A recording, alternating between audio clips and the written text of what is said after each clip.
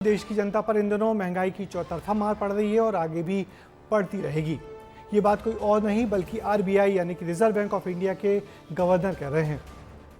Bank के मुताबिक अगले साल महंगाई 4.6% से बढ़कर 5.1% हो जाएगी। कितना कुछ असर पड़ेगा इससे आप और हम पर, और क्यों बेतहाशा बढ़ती जा रही है महंगाई, हमारी इस रिपोर्ट में देखिए।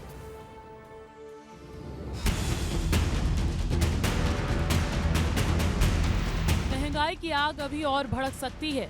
पेट्रोल डीजल के दाम बढ़े, सिलेंडर के दाम बढ़े, सीएनजी की कीमतों में उछाल आया, दूध के दाम बढ़े, सब्जियां महंगी हुई और अनाज भी महंगे हुए।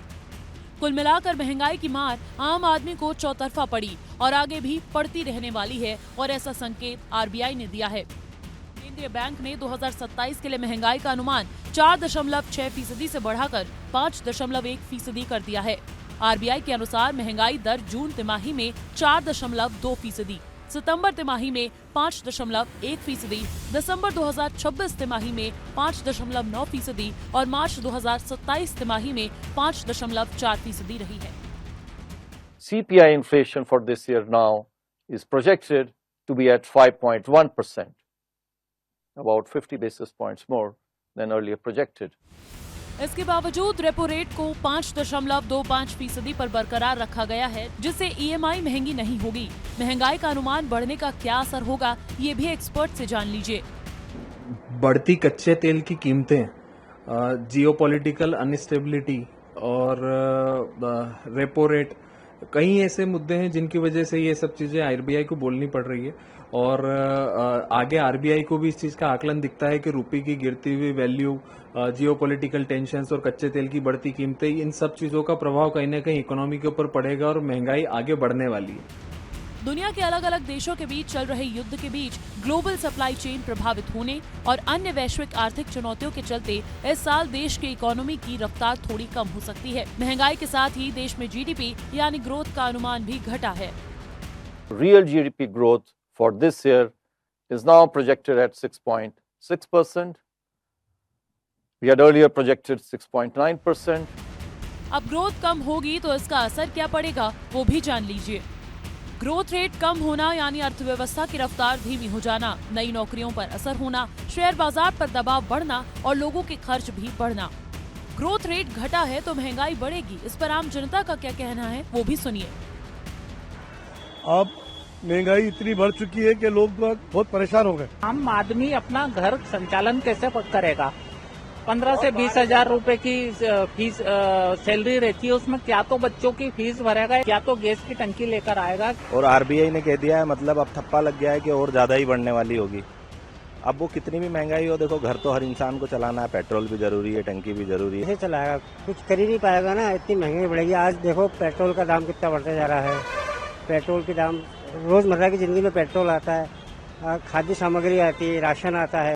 कुल मिलाकर आरबीआई के ताजा अनुमान ने साफ कर दिया है कि आने वाले महीनों में महंगाई का दबाव बना रह सकता है, जबकि आर्थिक विकास की रफ्तार भी पहले के मुकाबले थोड़ी धीमी पड़ सकती है। लेकिन बढ़ती महंगाई और घटती ग्रोथ के बीच आम आदमी की जेब पर दबाव कितना बढ़ता है, इस पर अब सभी की नजरें टिकी रहेंगी। हालांकि इस कड़वी खबर के बाद एक राहत वाली खबर ये भी है कि रेपो रेट सरकार ने वही का वही रखा है, यानी कि 5.25%। रेपो रेट में कोई बदलाव नहीं होने से फिलहाल आपके हमारे होम लोन, कार लोन और अन्य कर्ज की ईएमआई पर कोई असर नहीं पड़ेगा। इससे पहले अप्रैल में भी ब्याज दरों में कोई बदलाव नहीं हुआ था। रेपो रेट को लेकर आरबीआई गवर्नर ने क्या कुछ नया कहा है, आप भी सुन लीजिए। The MPC voted unanimously to keep the policy repo rate under the LAF unchanged at 5.25%.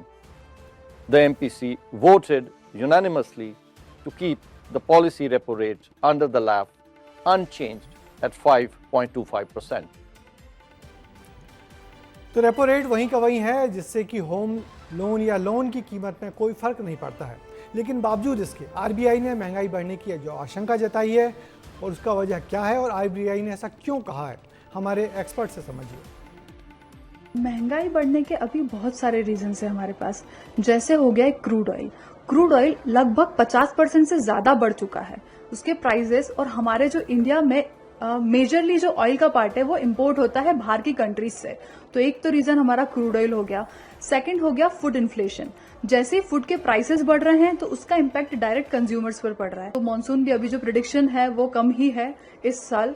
उसके बाद आ गया हमारा जो सेकेंडरी है जियोपॉलिटिकल कंडीशन, जो काफी टाइम से अभी हम देख ही रहे, वॉर का चलते हुए काफी चीजें हो रही है।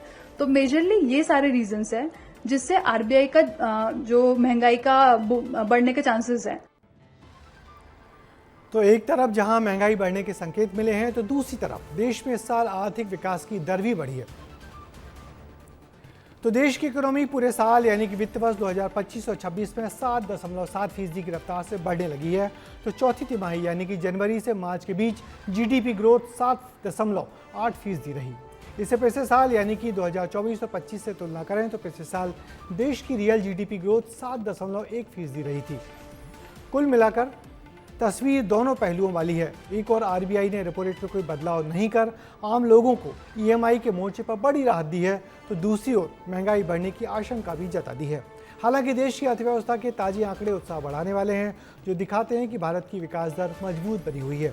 फिलहाल उम्मीद यही है कि मजबूत आर्थिक वृद्धि के साथ महंगाई भी काबू में रहेगी, ताकि आम आदमी की जेब पर कोई अतिरिक्त बोझ न पड़ पाए।